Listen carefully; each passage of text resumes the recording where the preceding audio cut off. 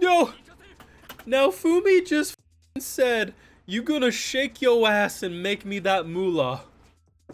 Get a strippin'.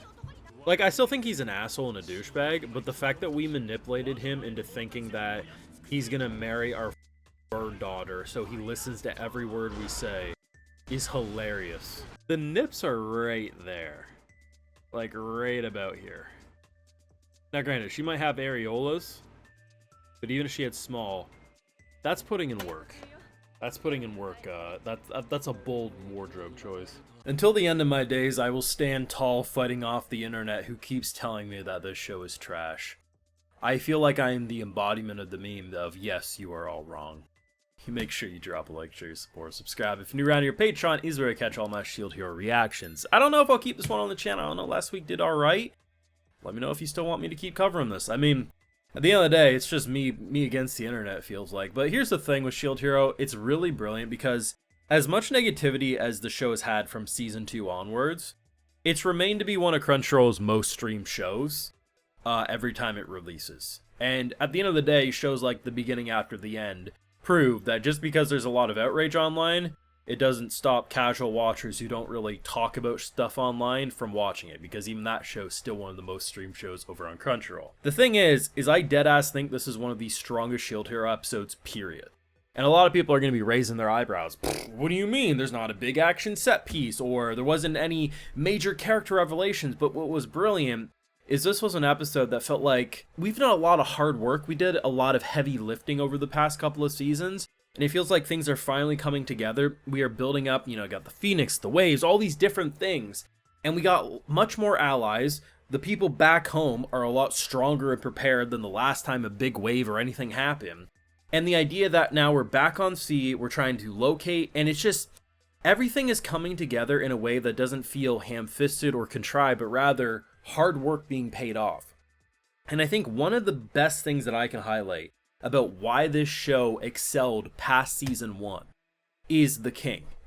The King is a character who now Fumi over majorly. And any other show would have just been someone who got killed or exiled or just, was a piece of shit the entire time. His daughter got renamed and, horribly disfigured by the public eye, which was fantastic. She's never getting any better. But the King's an interesting beast of tragedy meets shitty decisions, and just seeing what has happened with our cub children here is just, it's not like you excuse things from the past, but to see his development, you never would have expected that. And the biggest thing that I started talking about, I think it was in season 3 or season 2, I forget which one, is what they did with the other 3 heroes. The sword and bow heroes, I've always believed could work with Naofumi. Sword had like an arrogant, I'm Kirito energy, but I always believed he could be an ally. And bow hero kind of had that noble justice, like, I know I'm right and you're clearly wrong. Spear hero, I would have isekai'd myself or found a truck to isekai you if you tried to ever tell me I would like Spear hero. And I don't like him as a person, I still don't, never will, but I am very much entertained by him. And seeing him just being used as the cleanup crew, it's like, I still don't understand why he wants to bang a bird, but at the end of the day, we've just sent him off to do cleanup crew, and I mean, we have to work with all the heroes, otherwise the world's gonna end, and, gods will basically resummon new heroes if we can't work together, so we got it, right? But they've managed to make everything come full circle, and it feels like preparations are finally paying off, and seeing all those moments, just seeing Naofumi be funny again is just nice, because the idea that when, there's so many characters, you gotta forgive me, but comes in like, oh, we thought it was boy, girl, and he's just like, make me money, dress up and make me money. Like, he didn't even hesitate. We go from Naofumi having no care in the world of buying a slave because he's gonna survive this world, to funny little jokes of dress up and dance for me, but not in like a weird manipulative way. Now, Fumi's entire character development is among one of the best parts of this show, and I will forever be disappointed. There's so many large creators who act like Naofumi not being edgy or as intense over time was a detriment to the series, because watching all this come together has been fantastic. And honestly, the production was fantastic again this episode. There's one particular moment that was shitty, and that is, of course, Galleon in his 3D dragon form. Now, half the time it looks fine, but the other half you're like, yeah, But when we're on ships, giant ships, we're going, there's whirlpools, there's other ships, and so much is happening, and the shit ain't dipping. It looks great.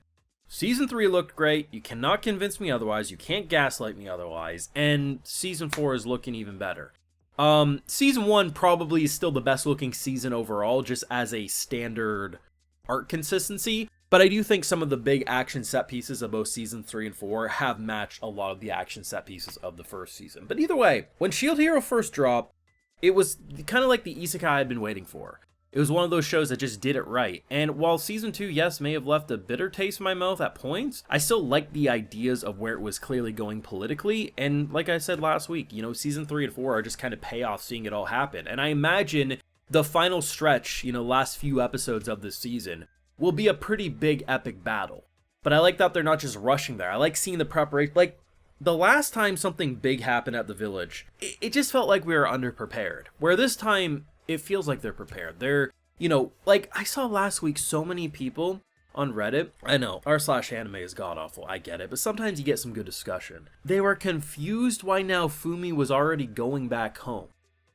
And that to me said everything I needed to know about a large amount of criticism. Now, you can dislike it, and sometimes I get comments in my comment section that have legitimate criticism. I may not agree with the criticism, but legitimate criticism.